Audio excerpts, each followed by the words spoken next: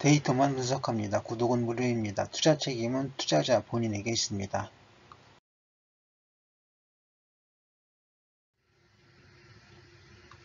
지나시는 길에 구독 한번 꾹 눌러주세요.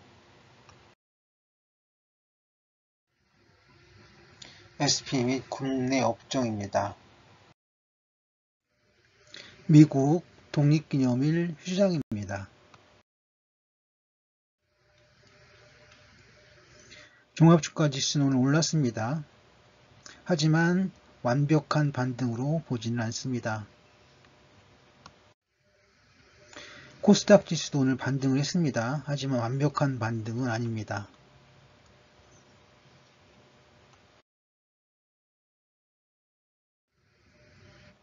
뉴보텍입니다.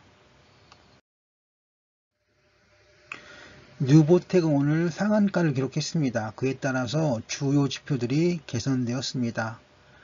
OBV 그렇고 MACD, 트릭스, 스토캐슬로우, RSI, 그리고 MFI와 ADX까지 주요 지표들이 개선되었고요. BWI 경우에는 상한선 폭이 좀 줄어든 것으로서 추세와는 크게 연관은 없습니다. 아무튼 오늘 뉴보텍은 상한가를 기록하면서 주요 지표들이 개선되었습니다.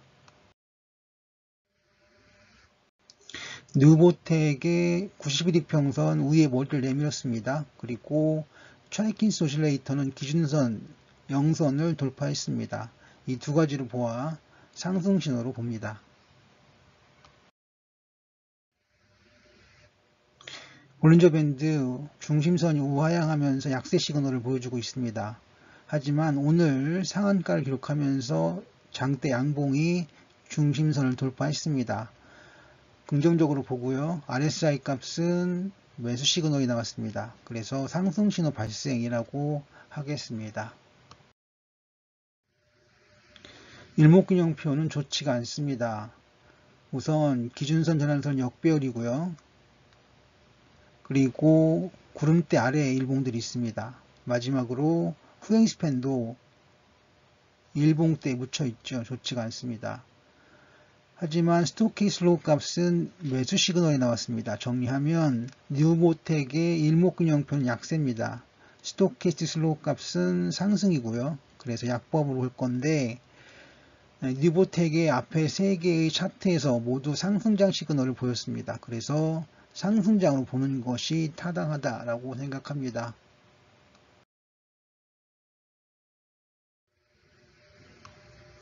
한미약품입니다. 한미약품의 주요 지표들인데요. 모두 상승장 시그널을 보여주고 있습니다. BWI 같은 경우에는 상승 확산기로 보이고 있습니다.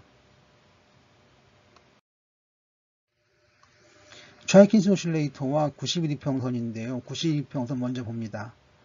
이게 91이평선인데요. 이것 위에, 이평선 위에 일봉들이 모여있죠. 긍정적이고요. 차이킨스 오실레이터 역시 중심선, 기준선 0선을 돌파했습니다. 이거는 강력한 매수 시그널입니다. 그래서 한미약품의 경우 상승 신호를 보여주고 있다고 하겠습니다. 한미약품의 볼린저 밴드하고 RSI입니다.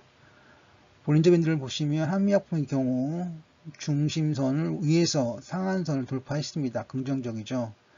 RSI 값도 매수 시그널 이후에 진행이 되고 있습니다. 그래서 상승 신호 발생으로 보겠습니다. 한미약품 일목균형표 보겠습니다. 기준선 전환선은 좀 미약하긴 하지만 정배열이고요. 구름대 위로 일봉이 올라와 있습니다.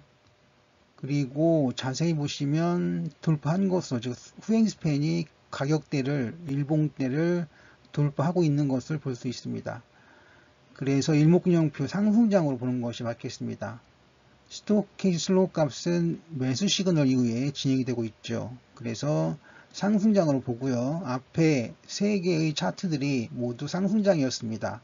그래서 상승장으로 보겠습니다.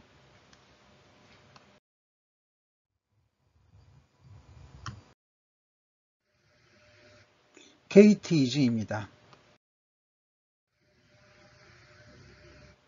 KT이즈의 주요 지표들인데요. 모두 상승장 시그널을 보여주고 있습니다. 다만 ADX의 경우 추세가 많이 죽었습니다. 추세가 없는 것을 보겠습니다. 즉 KT이즈의 ADX는 추세가 없다. 말을 바꾸면 KT이즈의 추세는 없다 라고 보겠습니다. KT이즈의 트래킹 오실레이터와 90일 이평선입니다. 90일 이평선을 먼저 보면 이게 긴데요.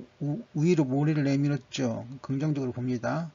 트래킹 오실레이터도 살짝 고개를 내밀었습니다. 영선 위로. 그래서 이것도 긍정적으로 보아서 상승 신호로 보도록 하겠습니다.